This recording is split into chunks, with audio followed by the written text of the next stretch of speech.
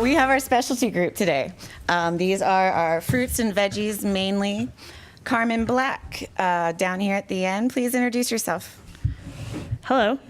Hi, my name is Carmen Black, and I farm north of Solon.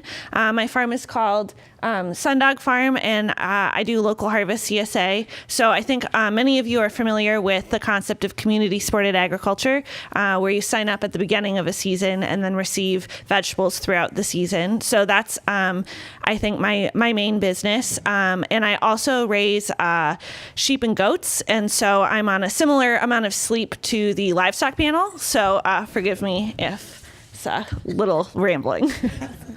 Would you tell us a little bit about your background, where you come from? Solon girl, we know. Yeah. So I'm farming about a mile from where I grew up.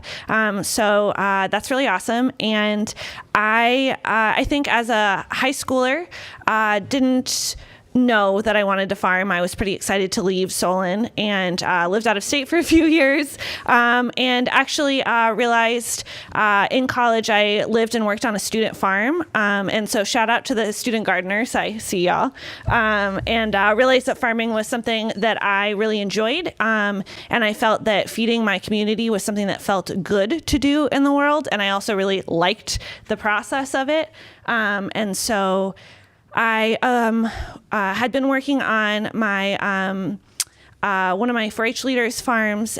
She was my mentor, and when she retired, I actually purchased her farm and business. And so that was really exciting and meant that I was able to sort of get started at a scale that was much larger than I had originally anticipated through her sort of like mentorship and guidance. Exciting. So, yeah.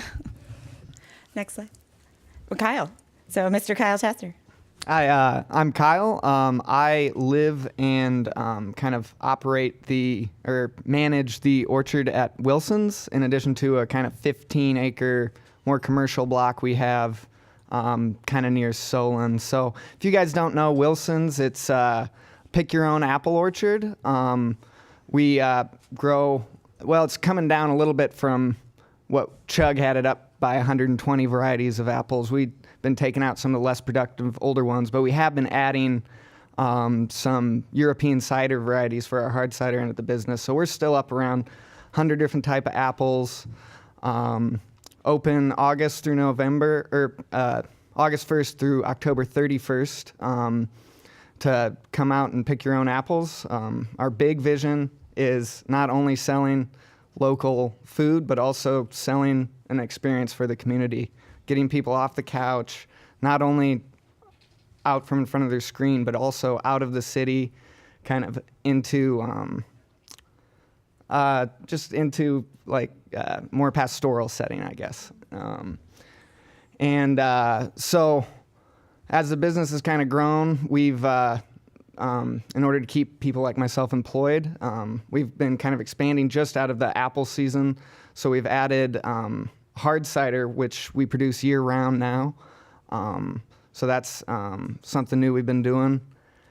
And we also do raise a few sheep. Luckily, my boss takes care of that, so I get out of those long nights. I'm very happy about that. But I just get to take the cute photos with them. So, yeah. We also do have a restaurant and event center out on the property now. The restaurant's open year-round outside of January. Events are in the bottom, and we have a restaurant up top. And the restaurant, the head chef really strives to get as much local produce and meat, I think, into the restaurant as possible. That's something that means a lot to him. It means a lot to us. And I guess I'd also like to thank all of you guys for coming here. It's people like you who really care about local food that keep people like us going. So thank you much. Thank you, Kyle. Katie. Hi. You see I have her listed as the hustler down at the bottom. She can kind of explain that to you. But. Yeah, so I work on like roughly 5 different farms throughout the year. The main one is Muddy Miss Farms, which is actually based at the Walker Homestead now.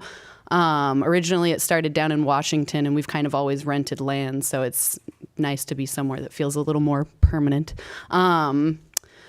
I've worked with Shanti since 2013, and she's kind of been, I guess, my mentor, if that's the word you use. And we do a diversified veggie crop, organic production. We also do cut flowers for like floral arrangements, things like that. And then I also work on a farm out of Hills that grows herbs for sale. And she also raises sheep and goats and llamas and stuff to do fiber work. So I help her with all of that process as well. What else do I do? Just kidding. This is kind of how I make my schedule for the week. What do I want to do this week? And then I help out a friend who is based out of Tipton, and he also does organic veggie crop farming. And he does a little bit more specialized, quote unquote, than what Shanti and I do, because Shanti and I do like hundreds of varieties of things every year just because it's fun. And then I also go up about once a year, or sometimes twice a year, to help some friends further up north, kind of near the Elkader area. And they also just started an organic farm up there, and he also sells culinary mushrooms. So I'll go up and like help him inoculate logs for the season, or like go help him mulch his garlic, or like if there's a big project or something, I'll go up and help him take care of that project, just because it's hard to find hands on a farm, which is why I work on a million farms. So Cool. I guess that's my story. Do you need more than that? No, I like it. Okay. That's good. And Colleen, please. yeah, I'll take it. So I'm Colleen Bringman, and my husband and I work on own Bringman Family Farm. So I clocked it today on the way in, and we're 10 miles from where you're sitting. So we're a little bit east of Iowa City, if you know where Highway 6 meets American Legion. It's right, and you can see our road from there. And so what we do is similar. We do some CSA, so community supported agriculture. And we also go to local farmers markets. So we're starting the Iowa City Farmers Market on Wednesdays and the University Heights one on Tuesdays. And that'll be the first time that we are able to get to the Iowa City Farmers Market. And then if you've seen our little stand on Highway 6, maybe not, but my husband is really pretty handy, and he's actually on the farm now putting in all of our stuff in our hoop house. So it's 80 degrees in there. He sweated through his shirt. So if any of you want to take a break from this lovely weather we're having, we can pop out there. But he's starting everything, and he built a really nice cart. And so it looks like a red barn. And when the sides fold up and down. And so we sell a lot of our produce off Highway 6. And we've noticed that pulling it even into our farm has been pretty good for this last season. So we'll keep doing that. And we started fairly recently, so we're kind of new to the game, but we grow about 40 different types of vegetables with, multiple varieties, just because some of those are pretty fun. You have the option of playing with different colors and sizes and really specializing what you're growing towards what your consumers want and what we found to be successful. Cool. Anything else? Well, a little side note, Colleen is kind of brand new here, but these three down at the end, I've had involvement with through Kurt, through Devotee. Kyle actually worked in our kitchen for a couple years. Katie was showing up delivering produce all the time. And then there was a moment where on an afternoon for a bicycle ride, we were cooking on Sundog Farms. So it's a cool little connection that we got here. And Colleen, thanks for joining the connection. Cool. Next slide, thanks. So we kind of touched on this, what do you grow, but what are you really passionate about growing? What are the things that you think you need to be bringing into our food system that's not quite possibly there? Here. Anybody can do it. Ready? It's all you. I think that's a really interesting question. So we like to grow things, and I think you'll see a similar theme from the last panel. It's connecting with those people that you wouldn't otherwise have an opportunity to connect with. And so something that makes it really special of owning or working on a farm like the ones we work on and own is that you have that ability to know who you guys are and to connect with you and to remember that, your mom had surgery, and to remember that, you're going through something good, something bad. And I think that connection, in addition to the different things that we grow, is something that is very, very unique. And that's not something you're going to get from the grocery store, and that's not something you're going to get other places. And that isn't something necessarily that we're growing physically, but growing in a more philosophical way. And I think that bridging that gap between farmers and those in the community is going to be something really, really important. like all of the previous people have said that, it's more nutritious, it tastes better, it's better for our community, it's better for the environment on a number of levels. And I think the things that we like to grow are the things that make it possible for us to talk to you. And without growing anything, trying to sell nothing is tricky. But so this gives us a reason to connect. And I think for me, that's one of the more important parts. I guess my answer to that is I like to grow because I like to grow plants. Like I don't really have a specific type that I like to grow. And for me, the value is that like I get to be in this patch of tomatoes that smells like tomatoes growing. So I actually feel kind of bad for people who are just like, oh, this tomato smells good. And I'm like, you don't even know, man. Like you don't even know. So I guess it's great because people can get an essence of what you experience as the farmer just by participating with you, by buying from you. But yeah, for me, it's like I get to actually be standing in like 5 feet of mud with like my butt to the wind. Like Some of us like that. yeah, like I like that, and like other people don't. So like I get to enjoy that, so you don't have to not enjoy it. Well, I think what we really love enjoying at Wilson's is kind of apples you can't really get anywhere else. With apples, we're in a lucky position that, there's just so much variety and so much difference within it that we can really specialize in something that maybe isn't very grower friendly, but just tastes so much more magical than Red Delicious that looks perfect off the store. We're never going to compete on looks. Quite frankly, I'm not as good a grower as those big guys. But what we can do is produce unique apples. We can pick them right when they're ready and just really celebrate the diversity of apples. Like I said, with the hard cider stuff, we're getting into these European cider varieties. We have saucing varieties. We have an apple for every kind. So for me, it's just kind of the diversity, celebrating the whole.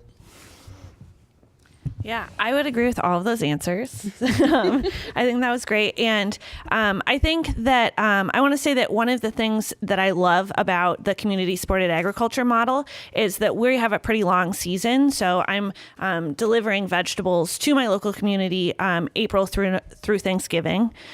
So that's a pretty long time. And so we need to grow a lot of different things to keep it interesting for that whole time, right? Because you don't want to eat the same thing every week. And so I think that challenge is part of what keeps things interesting and exciting for me, and is also like a good form of insurance, right? So like you're saying with having different kinds of apples is like when you've got different varieties of the same crop, if there's a really bad weather year, you might get through with one where you might not with another. And so I think that both from like an enjoyment for like growing standpoint, like Katie was saying, is like it's really fun to be growing a lot of different things. But also from an eating perspective, obviously, also, I think there's so much to be had there. And also just from sort of like food security standpoint, I think diversity is good. So. Excellent. Next slide, please. So what practices are going on on the places where you work, sustainability within your systems, and your predictability of like where you're going to be within our system in the next 5 to 10 years with sustainability in mind? Anybody? Well, I guess I can, at a minimum, start with the last question. I think that's interesting because, like I said, the main farm I work on, we've always rented land because it's very hard to find the land we need with all of the things we need it to do for us, organically and otherwise speaking, near Johnson County. It's very difficult. So now we are on land, but we don't own that land. So I have no idea what we'll be doing in 5 to 10 years. Just like 5 years ago when I started, no idea we'd be where we are now. So we're hoping it grows. And of course, that's the idea. So we'll plan on doing that and see where it goes. Now, Kyle, I know you had mentioned in one of our conversations about at Wilson's introducing organic apples into the madness. Yeah, well, we'd really like to try. Right. Yes. I think right now we're striving to be as IPM as we can. We have during the spring especially, I'm always on various disease models, looking at weather patterns, leaf wetness, making sure that when I spray, I'm spraying at the right time. and getting the most out of a single spray, because we're not gonna spray as much as the Washington and Michigan guys. I mean, you can see it when we come out to our orchard versus what you see in like the supermarket. Our tolerance for bad apples is quite high, but the 5 to 10 years part on that aspect is getting more and more difficult. We're also looking to kind of expand our season. We're thinking of getting into small fruits, and we were excited about strawberries. I was really excited about raspberries. Raspberries are one of my favorite things to eat off the bush. Go around talking to growers, go to these conferences. You can't, unless you want to spray every single day, you're not going to grow raspberries anymore. SWD, it's Not for coming. sale. It's insane how devastating that one pest is. And every 2 years there's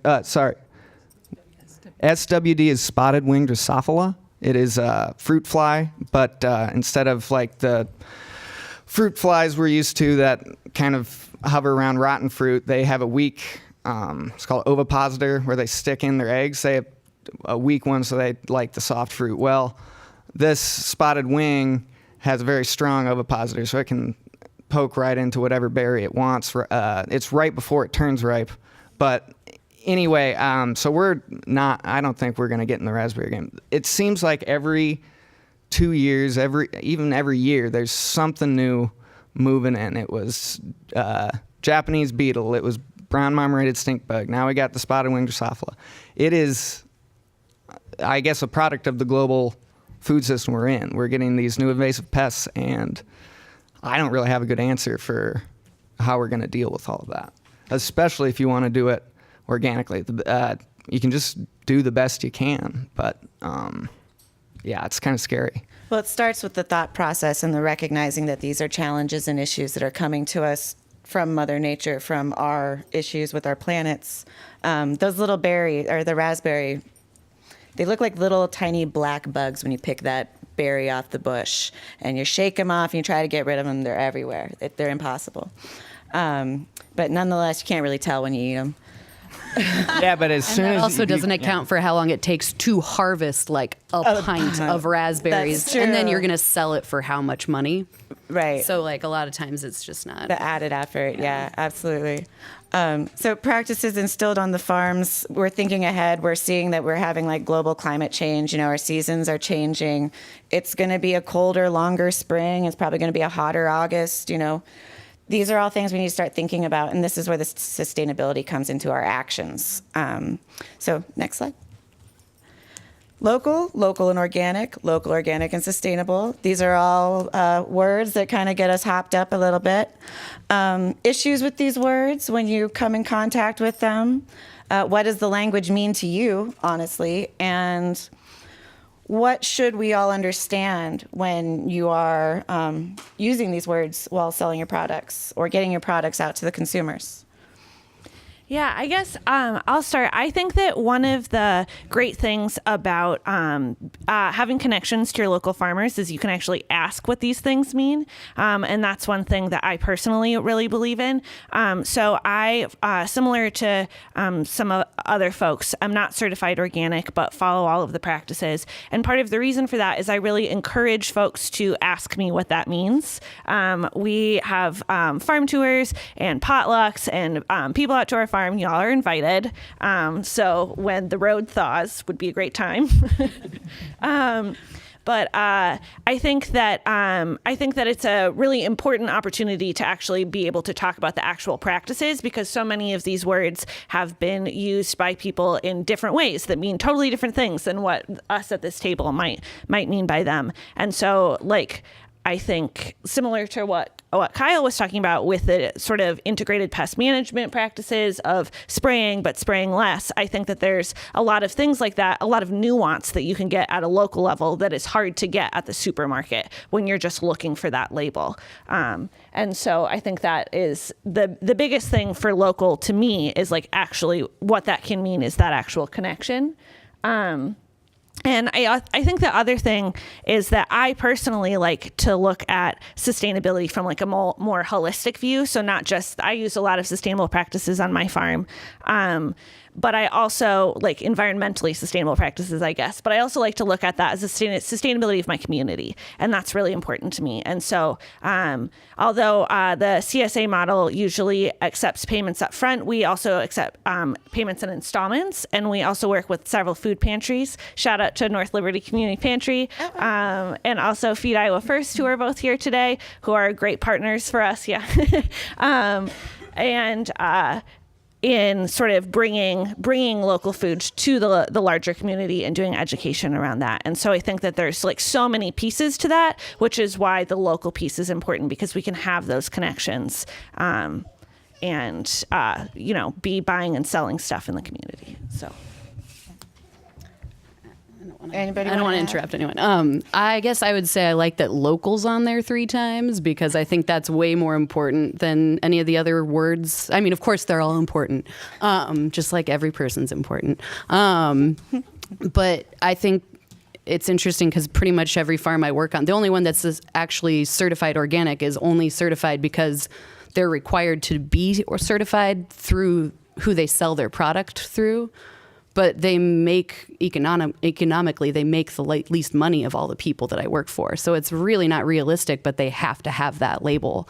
So it's kind of greenwashing in a lot of ways in my own brain. A lot of times when you see organic, it's like, well, you better buy it now. Hey, but it's like not necessarily been raised the same way, or, there's a lot of, you can put a label on a lot of things. Would you expound on greenwashing? Can you expound on greenwashing? Of course I can. A little bit? I guess it's just the idea that, like, because it says organic, you're going to assume it's been not sprayed or treated well, or, and then that you can say a lot of things. It doesn't necessarily mean you're doing those processes, whatever I'm trying to say. And also, like she said, like when your farmer, if you're going to a farmer's market and buying it, like a lot of times people ask like, well, is this raised organically? And I'm like, well, why is that the first question that you're asking me? Why aren't you asking me like how I raised the food? Not like, well, is it organic? Because like, do you even know asking me that, what you're asking me when you ask me if it's organic? I don't know. So does that help? Yeah, no, absolutely. Yeah. Greenwashing is an interesting thing because, when the local food movement started throughout, the United States, everyone's like, well, this is catching on. How am I going to make this work for us? And, they just slap a label on their package and fool the consumer. Mm-hmm. So that's kind of greenwashing. Would anybody else like to jump in on? Well, I can maybe comment on, so we keep talking about spraying, but a lot of stuff we do is to minimize that. And so you could do things like mechanical cultivation. So, or laying down different mulch patterns, or making sure that we are rotating things appropriately to cut down on those pests to begin with. And those are all the ways, the big picture things that we are able to cut down on what gets put on your food to the minimal amount of level that we can. And so I think that's important too, all the extra steps and all the care that goes into planning well and taking care of things. And are you starting your seeds? So we start most of our seeds and then are able to get them all the way to plants that then we plant, and we have complete control over the entire process. And that's really different from a lot of other bigger places and what all these guys are getting at. So we love those questions, right? So how is this a little bit different? What are those other things you're doing to get us the product that we think is the healthiest? Something that we're really comfortable putting into our bodies, and we don't want to pass on anything bad to the consumer. Yeah, I just want to echo like these two said, is like it's actually really fun to talk about this stuff. Yeah. So like at the farmer's market, it's okay to ask like a specific question, I think. Like I love to talk about farming. I think a lot of farmers do. So, if you have a nerdy question, Nerd it up. let's do this. Like it. Cool. Thank you. All right, so now we're into the community education, which follows through with after what Carmen actually just said. It's like ask your farmer while you're purchasing the products. That's one of the best ways for us to like transfers to you. But common myths, like what's going around, bad concepts in others' minds. What are some of the frequent questions that you do get? And then ideas for increasing our transfer of knowledge from our farms, from our hands to other people's mouths and bellies. and brains. Sorry. Well, one myth that I get a lot this time of year that just drives me crazy is it must be nice having the winter off. That's a good one. That's a good one. That was exactly what I was going to say. People are Excellent. always like, but what do you do in the winter? And you're like, everything. Like, I work like 5 jobs in the winter still. They're just different jobs. And I guess I would say also on that note, the most common question I get is like, oh, you work on a farm, so like, what do you do? And I'm like, I'm not even going to justify that with an answer because it's an infinite answer to that question. It's like, I do whatever needs to happen every 5 minutes as it's coming up on the fly. Like, there's just so many strange things that could be answering that question. So it's like a weird thought of like what people have in their idea of what like a farmer is doing. And then they like look at me and they're like, you're a wait, you farm? Like, but what would you be doing? And I'm like, walking away from that one. Same concept as what's your favorite dish to cook? And you're like, wow. Yeah. I've been cooking a lot for many years. So that's a huge, broad subject. Yeah. It's very open-ended. Anybody else? Well, I think along those same lines, it's a hard question to answer because we think about often when you purchase food, going to the store, right? And you have your grocery list and you want to get, all the items on your list and they're all stacked nicely and neat and ready to go. And I think that sometimes just thinking about things a little bit longer, which everybody's busy, we don't always have time to put ourselves in somebody else's shoes. But the idea that you're taking, what do you do on the farm, right? So all the steps you have to get it to the farmer's market, and then to have someone try and haggle on 50 cents. And it's, and so it's those things like, we planted it, we picked it, we put it in, all together, we got it here. And those kinds of things that isn't necessarily a myth, but the process, appreciating the how long it takes in the process to actually get from, the farm to something that you can actually eat. I think is. Yeah, and I always think a piece of education, I think, is something like joining a CSA program or, for example, like they were talking about in the meat panel, like buying a whole or half animal is a great way to actually learn how to use that because then you have it, right? And so I think, like most CSA farmers, I send out a newsletter every week that has a little update from the farm. If you want to feel more connected, talks about what we're doing, which I think is an educational piece.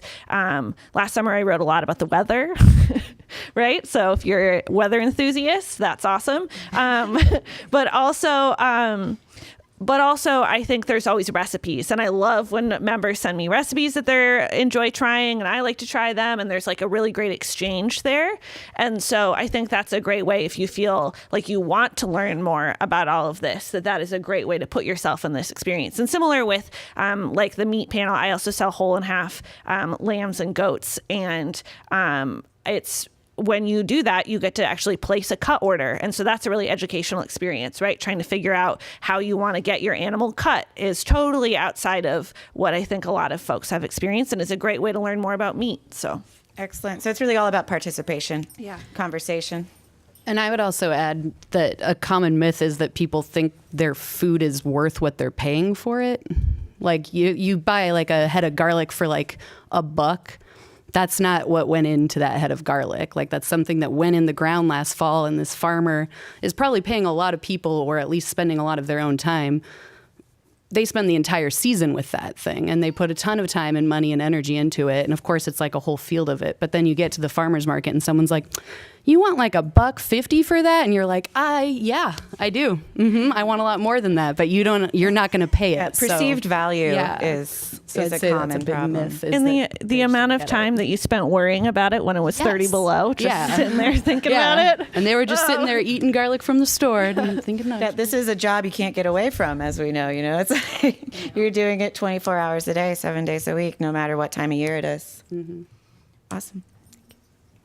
Okay, so now we're just going to kind of talk a little bit about the Food Policy Council, a little bit about the agro tourism that we've been doing, and you have done some so on your farms that you work on. If you wanted to talk a little bit about the food hub that you've been involved with, and land access. So Anyone? anybody that? jump in first? Anyone? You did tours. Okay, I can start. I guess first of all, I would like to to appreciate the Food Policy Council's passion and work that they've put forward in trying to forward some of these things. I think that for a lot of people in general, but also farmers, the sort of like bureaucratic process of government can be really confusing. And so it is nice to have resources and support in sort of navigating some of that when we have issues. So I really appreciate that. And I think the piece that I think would like to talk about is there is a handout about the definition of the farm, and this relates to Katie's land access journey a little bit, right? Which is in Johnson County and many other counties in Iowa, in order to be zoned a farm, you have to own at least 40 acres, which is prohibitively expensive for a lot of young people who are trying to get started. And I think for a lot of reasons, it's really important that young people are able to get started learning how to farm. I don't want to interrupt, but also a lot of people don't need 40 acres of land to farm what they're trying to farm. Right, exactly. Yeah, I make the bulk of my income off of less than 8. Yeah. And so although I own 40 acres, right, I'm really supporting myself on less than that. And so I think, so I just want to appreciate that is an issue that the Food Policy Council has been talking about for a long time. I think that's an excellent handout. And I also have some exciting news to share, which is along with the Iowa chapters of the National Young Farmers Coalition, we've been working with our state representative, Representative Kaufman, on a state bill, because this is actually not just a Johnson County issue, but a state issue that would sort of expand some of the benefits that larger farmers get to include smaller farmers and other types of practices like bringing more people onto the farm that is sometimes talked about in the Agri Tourism conversation that would extend that to these types of farms. So that bill just got dropped last week. It's HSB 239. And I'm just really excited about it because I think that like I said, this is actually a statewide conversation. And so, like Michelle said earlier, I think Johnson County has been working hard to support farmers in this county, and we need to be also working together with farmers in other parts of the state. That's pretty awesome. So, and I'm sure if we have any more questions about that bill or what's going on there, please come up to the microphone. And then, okay, we can keep going. Anyone else? Oh, well, I can echo that same thing. So we're not on 40 acres, right? So I just appreciate the fact that, but we are still serving the community, and we're still serving quite a few families and providing a lot of food to people in Johnson County and the surrounding areas. And so I think that it is important to notice that what you can do with certain specialty crops, that you don't need 40 acres. And that would be a lot of specialty crops if you did have 40 acres of that, and a lot of labor to take care of it. So I do appreciate that effort as well. And I think that Morgan wanted me to speak to the food hub a little bit, maybe. Yeah. Our farm was able to be the primary supplier of butternut squash in the fall for the food hub, and I found it to be a really, really nice experience. We're really close, and so bringing that in was really easy, and having that centralized location for distribution, then we're not trying to sell, one butternut squash or two butternut squash, or I'm just using that example, but it could be any vegetable. You're actually dealing with more of those bulk items and cutting down on the food waste and whatnot. And so I think that it has been excellent. And so I'm excited to see where it will go and how it will evolve and how it will grow and make our community a little bit more cohesive. So we're really excited about that, and I can see excellent opportunity for really all of us. Yeah, I would say pretty much the same thing. We've done a lot of work with like Field to Family, and we'll have pounds and pounds of tomatillos that's like, well, the restaurants didn't order them and no one's buying them at the farmer's market. So it's like either I'm making salsa verde for myself for the winter, which happens a lot, or somebody needs to do something with it. So it's great to have that outlet. So like, because you never know when you're going to harvest like 30 pounds of shishitos. Oh, okay, well, I'm not going to sell 30 pounds of shishitos, but if you have a resource to actually maneuver that into places where people can be eating it, then it's not just like sitting in our fridge going to waste or going to the pigs. It's usually where that winds up in the end. And on the agritourism, and we kind of have reached a point where we're doing most of what we want to do out there. We're not looking to add go-karts or anything like that. But I haven't had a lot of personal experience with it. But the owner, Paul Rash and Sarah Goring, they getting a lot of the stuff started. It's a lot of red tape, and I think it'd really benefit people if there was a little easier access to getting agritourism started, getting people out to your farm. And also depending on where your farm's located, there's going to be, with urban sprawl continuing, there's going to be conflicts between what you want to do out on your farm and any neighboring neighborhoods. A lot of times what you're doing to make money may not please your neighbors, and there's going to be conflicts and need to figure out how to resolve those peacefully, I guess. Community. Anyone else like to kind of dive in a little bit? Otherwise, we can. No? Feeling all right? Okay. Now, does anyone have any questions for the panelists up here right now? In the back, Nick. I was just wondering if you guys might want to comment a little bit on the page that had the definition of local and that kind of thing, and then Katie had mentioned greenwashing, but I think something else that might be an interesting part of the conversation would be also local washing, because I feel like the larger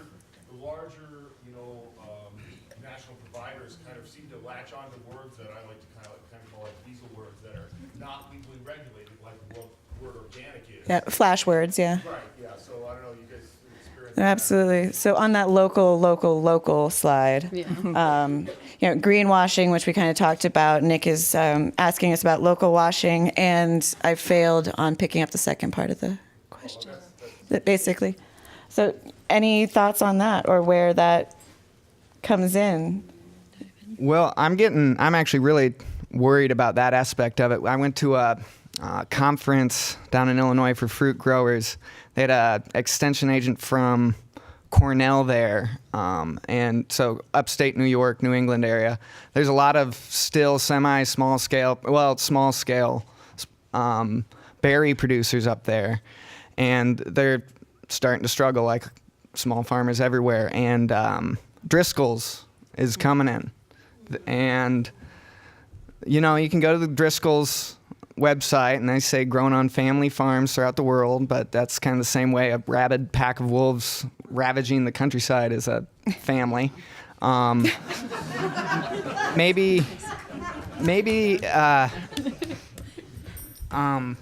That's what greenwashing is. yeah. Yeah, so up till now, it's been in their benefit, to get these big farms, mostly in the Southwest and Mexico, and at the end of the day, slap a Driscoll's label on it and then send it to the store.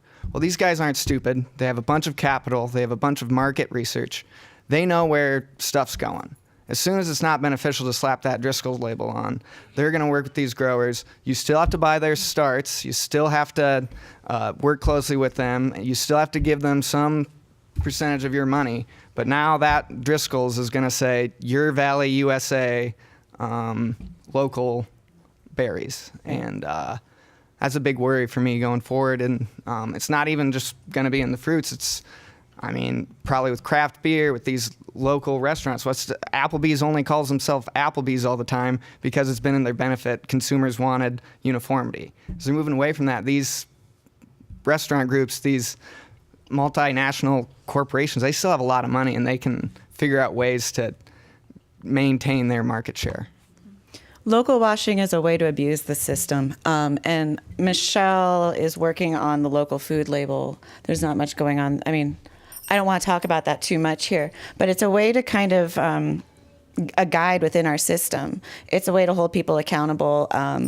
And what I would see in other within restaurants within the area, someone might buy a bag of kale and say, hey, we're local, we're organic, we're supporting our farmers, and it's one bag of kale. Whereas you have a restaurant like Devotee that was 100%, meat and dairy, and then 60% produce from 150 miles at the max. This is what greenwashing is, and local washing, which is, it's an important thing to find some kind of control so that we do know what we're purchasing, that we do know what we're putting our money into. And Morgan, just to Yes, say please. something about the certified Please. local. We are putting out a local food guide showcasing farmers. It doesn't take much for farmers to become certified local. We need to see their food and the farm and the region, and but in general, we have come up with a snag a little bit that we're taking our time on, and that's when we surveyed restaurants here in the Cedar Rapids, Iowa City area. Nearly 100% of the restaurants that we talked to said that they were sourcing nearly 100% of their ingredients from local sources.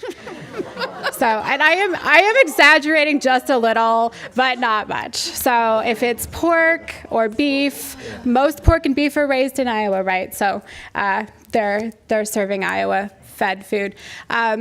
Beer, because it's locally made here, they can see it's locally grown here. But actually, we have very few local hop farms and grain that's being used for. Anyway, so we found that we have a lot more education to do. So You can leave the Germans towards climbing up those hop telephone poles. That sounds like a nightmare to me. Yeah, I'm not growing hops. Growing hops. Yes. So we are putting out a local food guide that will focus on our local farmers that are serving the Iowa City Cedar Rapids region. An attempt to showcase where you can find their foods. As Christy said earlier, we're doing an online database, searchable database that will be continuously updated, that will come out this season as well, so that we can keep people have the ability to access food that's grown from these farmers up here and others. And I just want to add that I think that in that section of the slide, we all talked about the connection to your farmer. And so I think that the way to avoid local washing is not just looking for the word local, but actually getting that connection to the person that's growing the food. Yeah, and I was going to say, like, education. Like, if you're not intelligent or whatever word you want to use enough to, like, look at the food you're buying and see whether or not it was actually, like, locally produced, then that's on you, honestly. Well, but to be fair, now we're talking, I mean, that is, there's a lot of people who don't have that time. It's the same people who are food You insecure. value your food? Well, these are the people who are food insecure already. I mean, there's a lot of people who just can't afford, don't have the time to go to the farmer's market, and maybe developing some program to get. Yeah, Like I don't have a good. Well, education doesn't help them buy stuff they can't afford. Well, there's social change that has to happen. Yeah. But yeah, I guess I don't have an answer. I'm just. And I Field once of family again, and a food hub is a well, great I idea. once again do want to shout out the work of many great food relief organizations in the community that are doing this. So, like I mentioned earlier, North Liberty Community Pantry and Feed Iowa First are here. You can talk to them downstairs.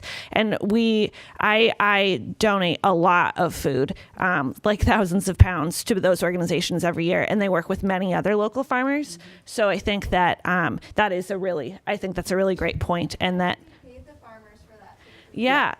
And Molly just suggested that wouldn't it be great if we were also paying farmers and to a certain extent, besides donations, I do get paid for some of it. So just shout out where shout out is due, right? And then to round out the donation thing, so table to table, we donate. It came up with waste a little bit in the last panel, but we have very minimal waste, and so again, just from our proximity and keeping everything really close, we were able to last year. I don't have the numbers for this year, but donate 17,000 pounds to table just because they were there and they're willing to take stuff any time of the day, and they get it out that day or the next day, and they are able to serve all those organizations that do have those food insecurities, and supporting that not just with things that the grocery stores don't want, but really good produce that isn't actually bad. It just needs to get sent somewhere sooner rather than where we can get it. And so I've had, and similar with contracts falling through. So there was an instance where